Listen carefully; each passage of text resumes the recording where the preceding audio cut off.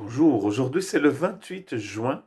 C'est une date très spéciale, très importante, car nous fêtons aujourd'hui, ma femme et moi, 23 ans de mariage.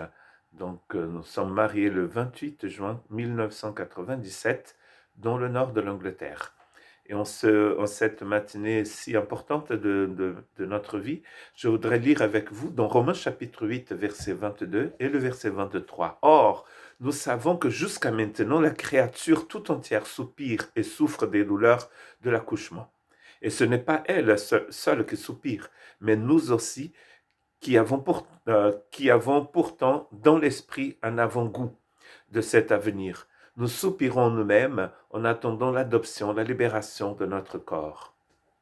Nous voyons ici le deuxième soupir de l'épître de Paul aux Romains, chapitre 8. Le premier soupir est celui qui va du verset 19 au verset 22. Euh, et c'est le soupir de la nature. Et ici, nous avons notre soupir, les enfants de Dieu qui soupirent, et finalement, dans quelques versets, nous allons voir l'Esprit Saint qui soupire. Pourquoi est-ce que nous soupirons aussi ici? Nous soupirons parce que nous attendons la libération finale, nous attendons la rédemption de notre corps. Mais en attendant, nous sommes dans un tabernacle fragile et nous attendons donc ce jour glorieux quand le salut sera complet pour nous. Nous attendons donc la restauration totale et la résurrection de notre corps. La transformation, sinon, de ce corps en un corps glorieux. Mais en attendant, nous sommes ici-bas. Mais nous ne sommes pas seuls parce que nous avons les prémices ici. Et il est possible que Paul pense ici à une métaphore qui vient de l'agriculture. Parce que vous savez que c'était pendant une fête autour de l'agriculture que le Saint-Esprit est venu. Nous appelons cela en grec la Pentecôte. Et donc c'est pendant cette fête très importante où les pèlerins de partout allaient à Jérusalem pour fêter donc les premiers fruits. Et voilà que ce jour-là, le Saint-Esprit nous a donné. Et c'est peut-être pour cela que dans certaines versions, ce verset 23, Paul nous parle des prémices de l'Esprit. Nous avons donc ces prémices en nous. Pendant ce temps d'attente, nous soupirons, mais nous avons les prémices de l'Esprit. Euh, Ici, il parle de l'avant-goût de cet avenir, de ce moment. Et pendant que nous attendons, nous avons donc la personne du Saint-Esprit en nous.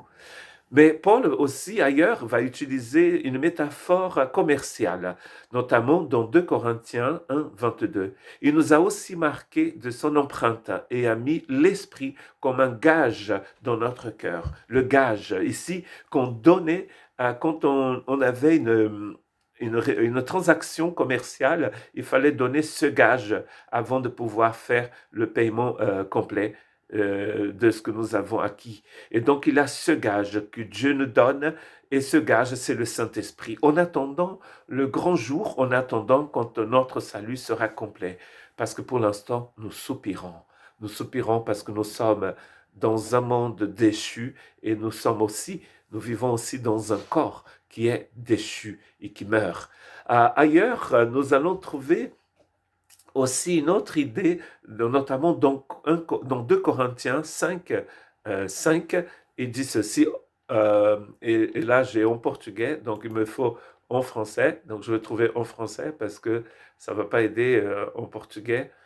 Très intéressant ce texte aussi parce que il va toujours utiliser quelque chose qui fonctionnait à l'époque hein, pour que les gens puissent comprendre. Il n'y a pas de secret, il n'y a pas de mystère ici, tout doit être clair. C'est une révélation. Et donc il dit dans le verset 5, et celui qui nous a préparé pour cela, c'est Dieu qui nous a donné le gage de l'esprit. Encore une fois, le gage de l'esprit, mais ici il ne s'agit plus d'une transaction commerciale, mais de la construction civile, parce qu'il parle d'un tabernacle, il parle d'un édifice. Je vais vous lire les 4 versets qui précèdent. Nous savons en effet que si notre habitation terrestre, qui n'est qu'une tente, est détruite, nous avons dans le ciel un édifice qui est l'œuvre de Dieu, une habitation éternelle qui n'est pas faite par la main de l'homme. Et nous gémissons dans cette tente avec l'ardent désir de revêtir notre domicile céleste, puisqu'après avoir été ainsi revêtus, nous ne serons pas trouvés nus. En effet, nous qui sommes dans cette tente, nous gémissons accablés parce que nous voulons non pas nous dévêtir, mais au contraire nous revêtir, afin que ce qui est mortel soit englouti par la vie. Englouti par la vie. Vous voyez ici la différence entre la tente et l'édifice final. Nous sommes dans une tente, nous sommes des pèlerins, nous sommes des nomades, mais Dieu nous a donné un gage, et le gage, c'est le Saint-Esprit.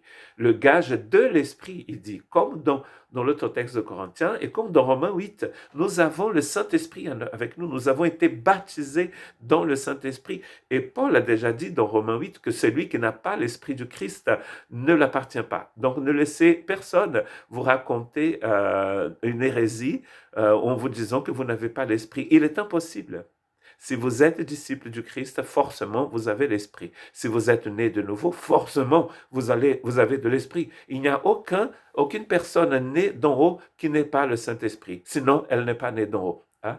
Donc, en attendant l'édifice final, le grand palais, nous sommes dans une tente, mais nous avons le gage de l'Esprit. Et le dernier texte que je voudrais partager avec vous, c'est Éphésiens 1, verset 4. En lui, Dieu nous a choisis avant la création du monde pour que nous soyons saints et sans défaut devant lui dans son amour. Il nous a choisis. Et bien sûr, il nous donne son esprit comme un gage. C'est aussi un texte, il a un texte comme cela aussi dans Éphésiens chapitre 1, où Dieu nous donne son Esprit Saint et l'Esprit Saint, c'est le gage. C'est les arts hein, de la transaction que Dieu a fait avec nous. Donc, en attendant la rédemption finale, nous gémissons dans ce corps. La nature gémissait, nous gémissons, mais le Saint-Esprit aussi gémit et soupire avec nous. Ce Saint-Esprit qui est en nous. Donc, Dieu vous bénisse, que vous puissiez vivre une vie de victoire aujourd'hui, en sachant que vous avez le Saint-Esprit de Dieu en vous. Que Dieu vous bénisse.